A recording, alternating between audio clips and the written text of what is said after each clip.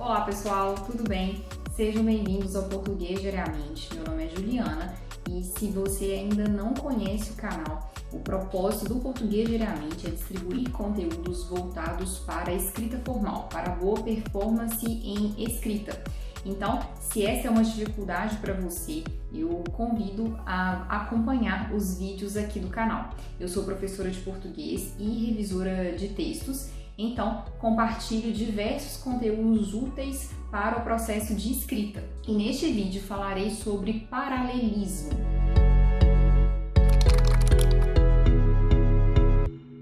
Bom, e o que seria o paralelismo? O paralelismo diz respeito à correspondência que estabelecemos entre os termos dentro do nosso texto. Então é importante que a gente crie e que a gente obedeça padrões, porque isso deixa o nosso texto mais organizado. E esse padrão pode ser pensado tanto a nível semântico quanto a nível sintático. E é por isso que existe o paralelismo semântico e o paralelismo sintático. Lembrando que quando você lida com semântica, você lida com significado, com o sentido das palavras, e quando você lida com sintaxe, você lida com a relação entre elas e com o papel que elas cumprem em determinado contexto.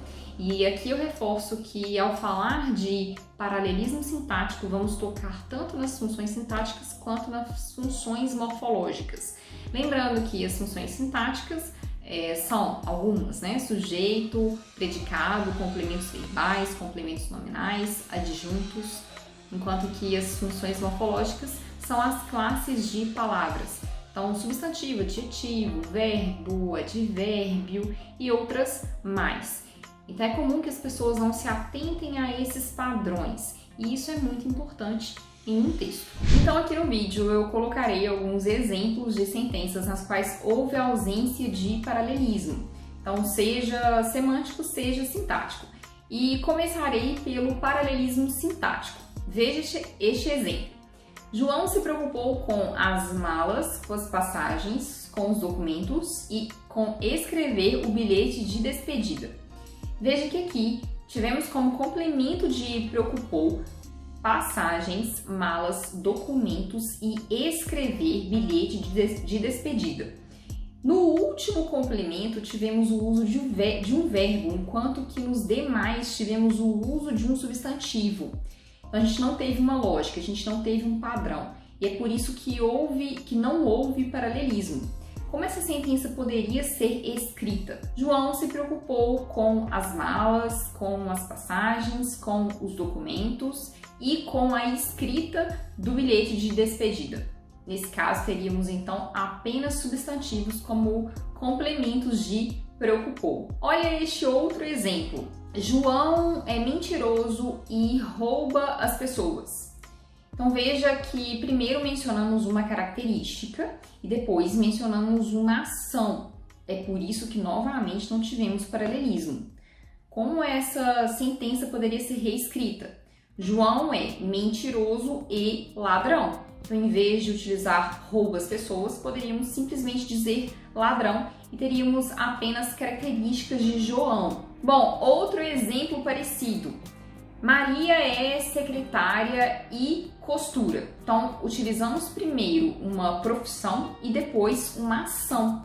Então, para que você estabeleça uma simetria, você pode utilizar só ações ou só profissões. Nesse caso, poderíamos dizer Maria é secretária e costureira. Então, teríamos apenas profissões, percebe? Bom, veja este outro caso agora relacionado a verbos. Bom, quando você utiliza verbos lá no seu texto, você deve pensar se eles estão em um mesmo tempo ou se os tempos que você utilizou se relacionam.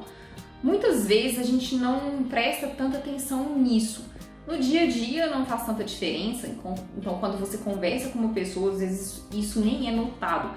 Mas em texto a gente precisa reforçar a nossa atenção em relação a isso. Então, se por exemplo você utiliza o verbo no presente, por que não colocar em uma oração, né? Por que não colocar na outra oração que se relaciona à anterior um verbo também no presente? Se eu utilizo o pretérito imperfeito do subjuntivo em uma oração, por exemplo, desce, fizesse, quisesse. Na outra oração faz sentido utilizar o quê? O futuro do pretérito do indicativo. Então, por exemplo, retribuiria, retribuiriam, tentariam, fariam, faria, certo? Então, quando não há essa conexão, essa relação entre os tempos, é que a gente acha um pouco esquisito. Então, veja este caso. Se eu der a chance, eles retribuem. Então, veja que aqui eu poderia colocar de uma forma melhor assim. Se eu der a chance, eles retribuirão. Se eu desse a chance, eles retribuiriam. Quando dou a chance, eles retribuem. Então, veja que nesses novos casos, a gente teria conexão entre os tempos verbais. O paralelismo é esquecido também em expressões utilizadas aos pares. Ora isso, ora aquilo, ou isso ou aquilo. Quanto mais isso, mais aquilo, quanto menos isso, menos aquilo e assim sucessivamente. Quando essas combinações deixam de ser feitas, o nosso interlocutor percebe. Então, olha só, primeiro você não deveria ter feito isso e também deveria pedir desculpas. Se utilizamos primeiro, o nosso interlocutor espera que a gente utilize segundo depois. Então, uma forma de reescrever a sentença seria: primeiro, você não deveria ter feito isso. Segundo, você deveria pedir desculpas. Dessa forma, a gente manteria a combinação das expressões, primeiro, segundo, certo?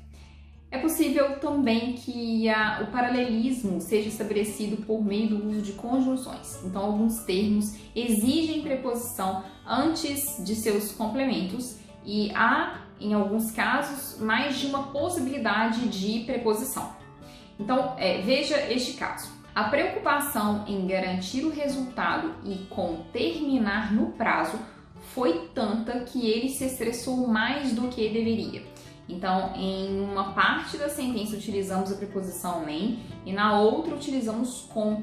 Então, para que houvesse paralelismo, poderíamos reescrever: a preocupação em garantir o resultado e em terminar no prazo foi tanta que ele se estressou mais do que deveria. E, por fim, meu último exemplo de paralelismo.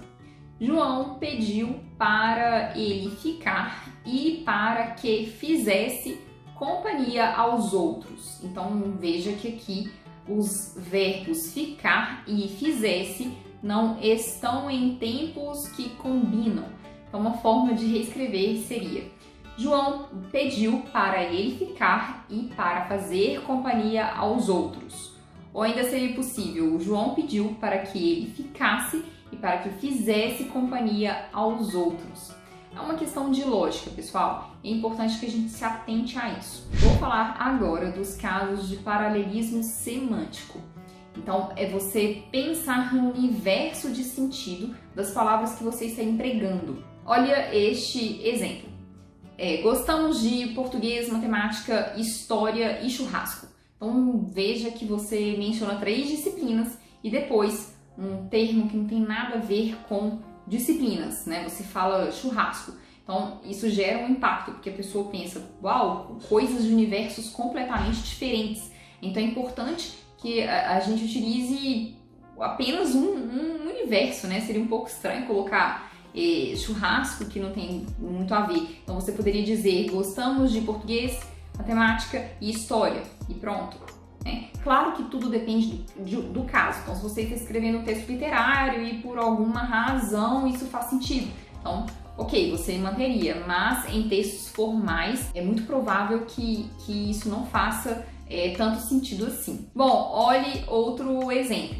Os cães e os animais fugiram do parque. Então, aqui, quando você menciona os cães e os animais, você exclui animais da categoria... Você exclui cães, da categoria animais. E então, uma forma de corrigir isso seria dizer: os cães e os outros animais fugiram do parque. Ou apenas os animais fugiram do parque. Então, um detalhe que faz toda a diferença. E por último, a funcionária pediu a Pedro para sair mais cedo Então aqui pode ser interessante dizer a função de Pedro. E uma forma de estabelecer o paralelismo seria empregando apenas as funções. Então a funcionária pediu ao chefe para sair mais cedo. Veja como o paralelismo faz diferença e torna o texto mais elegante e mais confortável para ser lido. É muito importante que a gente perceba estes usos, que a gente capte este conteúdo, porque isso dá mais credibilidade aos nossos textos. Não seja em uma situação de prova, que isso é de fato avaliado e pontuado, seja em outras situações formais. Se este conteúdo foi útil para você, por favor, deixe aqui nos comentários. Aceito sugestões também. Se inscreva no canal, compartilhe o vídeo. Te agradeço muito por estar aqui e vejo você no próximo. Tchau, tchau!